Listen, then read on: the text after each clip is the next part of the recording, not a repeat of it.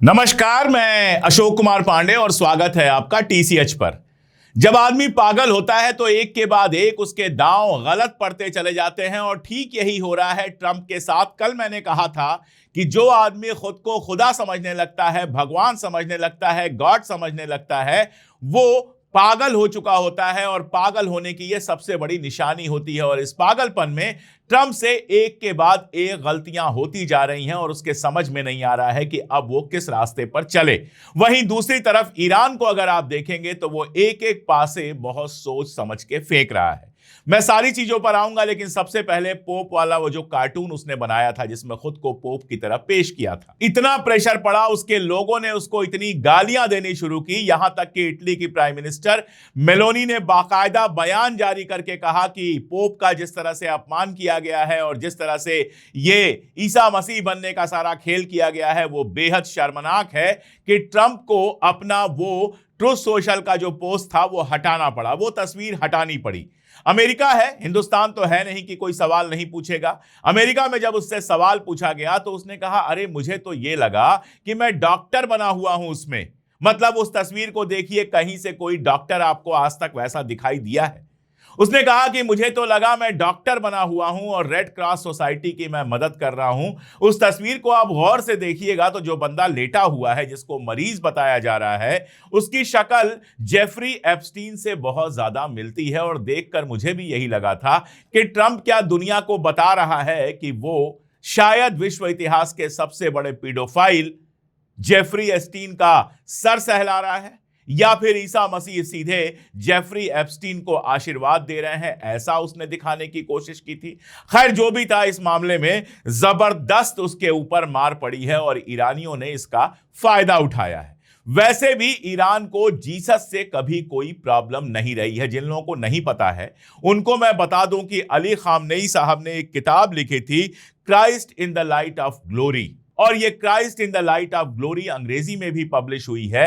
और अली खामनेई साहब ने इस किताब में क्राइस्ट के बारे में, जीसस क्राइस्ट के बारे में, ईसा मसीह के बारे में बेहद खूबसूरत बातें लिखी हैं।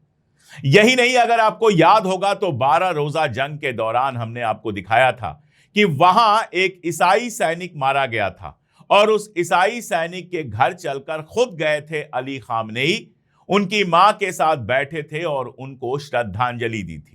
अभी ईस्टर के बीते कुछ दिन हुए हैं और ईरान में जो चर्च हैं, जंग के बीच भी उन चर्चों में ईस्टर मनाया गया, बड़े खूबसूरत तरीके से मनाया गया, बहुत सुंदर वीडियोस आए थे।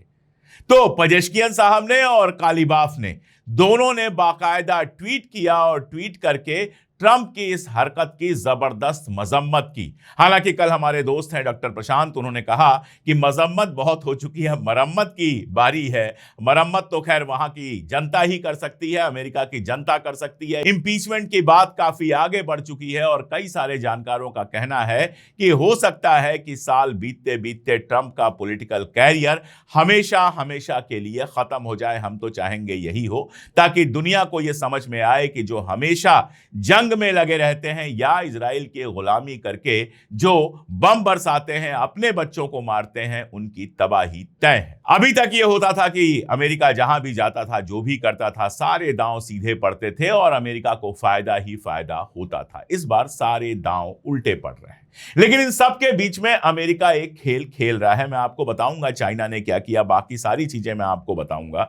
लेकिन एक बड़ी बात को समझना बेहद जरूरी है, जिसकी तरफ कल भी मैंने एकदम खुल के शाम वाले वीडियो में, और जब मैं कल कह रहा हूं तो नोट कर लीजिए, हालांकि वीडियो के नीचे डेट दी रहती है, फिर भी लोगों को जाने कैसे कंफ्यूजन होता है कि किस डेट का है। खैर, आज जब मैं बात कर रहा हूं तो 14 अप्रैल है और 13 अप्रैल की शाम 5 साढ़े 5 बजे जो मेरा वीडियो रिलीज हुआ था उसमें मैंने बिल्कुल साफ कहा था कि ये ट्रंप का जो बयान आया है, ये ब्लॉकेज करने का और फला करने का, ढिमका करने का, ये एशिया की मार्केट को गिराने का है, ताकि एशिया की मार्केट गिर जाए, $100 की चीज $10 में खरीद सके अमेरिका वाले। और उसके बाद आप देखिएगा, मैंने कहा था कि आप देखिएगा कि जैसे जैसे अमेरिका का मार्केट खुलने का वक्त आएगा, ये और इसके आसपास के लोग पॉजिटिव बातें करने लगेंगे ताकि अमेरिका का मार्केट उठ जाए। और उसके बाद इसके करीबी लोग जो जानते हैं कि ऐसा होगा, उसके पहले ही मार्केट खुलने के पहले ही ढेर सारी खरीदी कर लेंगे ताकि मार्केट ऊंचा खुले और फिर ऊंचे रेट पर बिकवाली कर सके। ये हुआ, यही एग्जैक्टली हुआ जैसे मैंने कहा था। जो नाम लिया था बराक राबिट का, वहां से ही आया। हिंदुस्तान और पाकिस्तान और हमारे साउथ एशिया में शाम होती है, वहां सुबह होने का अंदेशा होता है और आप देखते हैं कि बराक राबिट का एक जियास पर आर्टिकल आता है और ट्वीट आता है, the door is not closed, दरवाजा बंद नहीं हुआ है, अभी भी बातचीत हो सकती है। उसके बाद आप देखते हैं लगातार डेट्स आने लगती हैं कि गुरुवार को, आने वाले गुरुवार को, आज जब मैं बात कर रहा हूं तो ट्यूसडे है, और बात होती है कि 15 तारीख को यानी आने वाले गुरुवार को, जो बिल्कुल भी पॉसिबल नहीं है, जल्दी से जल्दी बातचीत होगी तो भी 2-3 दिन लगेगा उनको आने में और बाकी सब जमाने में। तो लेकिन खबर आनी शुरू होती है पाकिस्तान के हवाले से। बाकी सारी पाकिस्तान के हवाले से जो खबर आई होगी वो अमेरिका के प्रेशर में आई होगी और यह खबर आनी शुरू होती है कि फिर से बातचीत शुरू होने वाली है। और सिर्फ इतनी ही खबर नहीं आती, खबर आनी शुरू होती है कि बातचीत पूरी तरह से टूटी ही नहीं है, जरा सा फर्क है। एक्सियास में आर्टिकल छापता है बराक राबिट की जरा सा फर्क है। जीरो एनरिचमेंट की बात अमेरिका कर ही नहीं रहा है।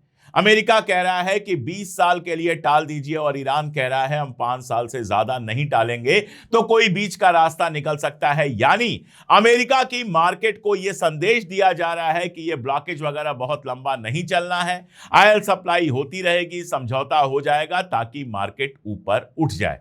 ठीक यही बात मैंने आपसे कही थी जब से जंग शुरू हुई है। बाकी कुछ भी बदल जाए, लेकिन यह खेल लगातार चल रहा है कि एशिया की मार्केट जब खुलने वाली हो उस समय जानबूझकर ऐसा बयान दो कि एशिया की मार्केट गिर जाए, और उसके बाद जब अपनी मार्केट खुलने वाली हो तो ऐसा बयान दो कि अपनी मार्केट उठ जाए, ताकि एशिया की कीमत पर अमेरिका के जो इनके इनसाइडर ट्रेडर्स हैं, जो शेयर मार्केट में इनकी तरफ से खरीदारी और बिकवाली करते हैं, वो जबरदस्त पैसा कमाएं, जो पैसा ट्रंप और उसके आसपास के लोगों के अकाउंट में इनडायरेक्टली जाए। लेकिन सवाल यह है कि क्या यह पूरी तरह से सच है? क्या हमें ऐसा मान लेना चाहिए कि हर हाल में जंग जल्दी से जल्दी रुक जाएगी? ये सीज फायर खत्म होने से पहले, इसकी मियाद खत्म होने से पहले समझौता डील हो जाएगी और आगे मिडिल ईस्ट में जंग नहीं होगी? यह सबसे बड़ा सवाल है जो मिडिल ईस्ट और दुनिया में इंटरेस्ट रखने वाले हर आदमी के सामने खड़ा है। इसके दोनों तरफ को देखना बेहद जरूरी होगा। अगर वाकई यह सच है कि ईरान 5 साल तक यूरेनियम एनरिचमेंट को मुलतवी करने के लिए तैयार हो गया है और अमेरिका 20 साल पर प्रेशर बना रहा है, तो बीच का रास्ता निकल सकता है। ईरान थोड़ा आगे बढ़ के 10 साल पे जा सकता है और अमेरिका थोड़ा पीछे आके 10 साल पर राजी हो सकता है। यह हो सकता है, यह समझौता, अगर इतनी ही बात है, अगर इसी पर सब कुछ टिका हुआ है तो यह हो सकता है। लेकिन हमें नहीं पता, ना तो अमेरिका से और ना ही ईरान की तरफ से ऐसा कोई पक्का मैसेज आया है। अब ये जो मैसेज आ रहा है बराक राबिट जैसे लोगों की तरफ से, इसके मानी क्या हो सकते हैं, इसको भी समझ लीजिए। यह हो सकता है कि जीरो एनरिचमेंट पर अमेरिका टिका रहा हो ईरान के सामने, पाकिस्तान में, इस्लामाबाद में, लेकिन लौटने के बाद उसके समझ में आया हो कि इस जंग को लंबा जारी रखने में सिर्फ और सिर्फ नुकसान है। वांस की लोकप्रियता एकदम नीचे जा रही है, ट्रंप की लोकप्रियता तो बेहद नीचे जा चुकी है, ट्रंप की जो अप्रूवल रेटिंग है वो बेहद नीचे जा चुकी है। खबरें आ रही हैं कि अगर जंग चलती रही तो मिड टर्म इलेक्शंस में ट्रंप का बुरा हाल हो सकता है, उसके बाद इंपीचमेंट हो सकता है। और भी जो वहां के जनरल्स वगैरह हैं उनके साथ मीटिंग हुई होगी, उन्होंने कुछ इनपुट दिया होगा। तो यह भी पॉसिबल है कि जो बातें वहां पर अमेरिका कर रहा हो उससे थोड़ा पीछे हटा हो और बराक राबिट जैसे लोगों के माध्यम से यह मैसेज दिया गया हो कि चलो जीरो एनरिचमेंट नहीं, 20 साल पर मान जाओ, और ईरान यह मैसेज दे रहा हो कि हम 5 साल से ज्यादा पर नहीं मानेंगे। यानी बैक चैनल बातचीत में यह बात आई हो, पाकिस्तान में यह बात ना हुई हो, यह एक पॉसिबिलिटी हो सकती है। और अगर यह पॉसिबिलिटी है, अगर ऐसा हुआ है तो जंग रुक सकती है, इसमें कोई दो राय नहीं। अब दूसरी तरफ देखते हैं कि क्या चीजें ऐसी दिखाई दे रही हैं जिससे लगता है कि जंग रुकना जरूरी नहीं है, जंग बढ़ सकती है। सबसे बड़ा तो नेतन्याहू अपनी जान लगा देगा कि जंग किसी तरह से दोबारा शुरू हो, और वो जान लगा रहा है, लगातार बयान दे रहा है। कल एक बयान दिया जिसमें यूरोप के नेताओं को बहुत सारी गालियां दे रहा था और यूरोप के नेताओं के मोरालिटी की बात कर रहा था। इसके पहले लेबनान पर जो हमले हुए हैं, जब जर्मनी के चांसलर ने उन हमलों की मजम्मत की, तो इसके मंत्रिमंडल का, इसकी मिनिस्ट्री का सबसे घटिया इंसान जो हो सकता है उनमें से एक, कार्ड्स, उसने उसको रिट्वीट करके और जर्मनी से कहा कि तुमको शर्मिंदा होना चाहिए होलोकास्ट के लिए। मेरा सवाल यह है कि कब तक दुनिया होलोकास्ट के लिए शर्मिंदा होती रहे। मेरा सवाल यह है कि होलोकास्ट अरबों ने नहीं किया था, होलोकास्ट हिटलर ने किया था, होलोकास्ट इंग्लैंड ने किया था, बाकी सब ने किया था। फिर अरब उसकी कीमत क्यों चुका रहे हैं, फलस्तीनी उसकी कीमत क्यों चुका रहे हैं? मेरा सवाल यह है कि जो होलोकास्ट गजा के अंदर किया गया है, जिस तरह से लेबनान में लोगों को मारा गया है, उसके लिए इजराइल को शर्मिंदा क्यों नहीं होना चाहिए? कब तक आप हिटलर को याद करते रहेंगे? 70-80 साल बीत चुके। हिंदुस्तान में हम तो नहीं कहते कि अंग्रेजों को शर्मिंदा होना चाहिए कि इतने 100 साल हमें परेशान किया, हमारी संपत्ति लूटी, हमारे लोगों को परेशान किया, हमारा जीना हराम करके रखा, हमें गुलाम बना के रखा। हम तो कभी नहीं कहते। लड़ाई की, आजादी छीनी और उसके बाद हमने अपना हिंदुस्तान बनाया। ठीक है, हम 2 हिस्सों में बट गए, हिंदुस्तान बना, पाकिस्तान बना, बाद में बांग्लादेश बना, लेकिन सब अपने अपने तरीके से अपने मुल्क को बेहतर बनाने में लगे हैं। कोई इंग्लैंड से शिकायत करने तो नहीं जा रहा। फिर कब तक जर्मनी और बाकी सबसे शिकायत करता रहेगा नेतन्याहू, और उस शिकायत की आड़ में गजा के अंदर, लेबनान के अंदर लोगों को कत्ल करता रहेगा? और कब तक दुनिया चुपचाप बैठकर सुनती रहेगी? इसलिए ये मोरालिटी वगैरह की बात तो बेकार की है। सबसे ज्यादा इमोरल कोई सरकार अगर दिखाई दे रही है तो वो इजराइल की दिख रही है कि दुनिया भर के कहने के बावजूद वो लगातार आम शहरियों का कत्लेआम कर रही है, चाहे वो लेबनान हो, चाहे गजा हो, चाहे दीगर जगह हो। ईरान के अंदर जो 150 से ज्यादा बच्चियों को मारा गया है, उसको भी इसी जुर्म में शामिल करना चाहिए। खैर, तो मैं कह ये रहा था कि नेतन्याहू किसी भी हालत में इस जंग को चाहेगा कि दोबारा शुरू हो, और वो अपनी तरफ से पूरा प्रेशर बनाएगा। और आप देख रहे हैं कि जिस समय सीज फायर चल रहा है, ये खबरें बहुत साफ आ रही हैं, और ट्रैकिंग जो हवाई जहाजों की होती है उसको देखने पर समझ में आ रहा है कि अमेरिका से हथियार और जहाजें लगातार मिडिल ईस्ट की तरफ आ रही हैं। यानी सीज फायर के दौर में अमेरिका लगातार हथियार और बाकी सब साजो सामान भेज रहा है मिडिल ईस्ट में, यानी वो तैयारी कर रहा है किसी भी दिन हमला कर सकता है। ये बिल्कुल क्लियर सी बात है जो साफ साफ दिखाई दे रही है। नंबर 2, दूसरा ये और बड़ा फैक्टर ये है कि सऊदी अरबिया तो खामोश है। सऊदी अरबिया के बारे में तो खबर ये आ रही है कि वो लगातार ये कह रहा है कि ये ब्लॉकेज बंद करो, जो ये ब्लॉकेज कर रहे हो इससे हमारा नुकसान होगा। लेकिन यूएई के अगर आप बयानात देखें, यूएई से जुड़े हुए अकाउंट्स के बयानात देखें, तो वो ईरान पर लगातार हमला कर रहे हैं। हमला मतलब जमीनी हमला या आसमानी हमला नहीं, जुबानी हमला कर रहे हैं। लगातार वो ईरान को टेररिस्ट स्टेट कह रहे हैं, कुछ कह रहे हैं, और ईरान पर हमला करने के लिए अमेरिका को उकसा रहे हैं।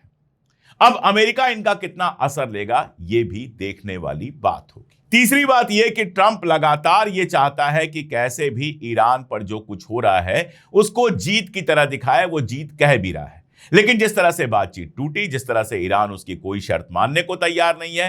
कल उसने कहा कि ईरान के लीडर्स ने फिर से मुझे फोन किया, ईरान ने तुरंत कहा कि हमने कोई फोन नहीं किया है। और अब दुनिया ईरान पर ज्यादा भरोसा करती है, ट्रंप पर कम भरोसा करती है। वो जानती है कि ट्रंप ज्यादा झूठ बोलते हैं।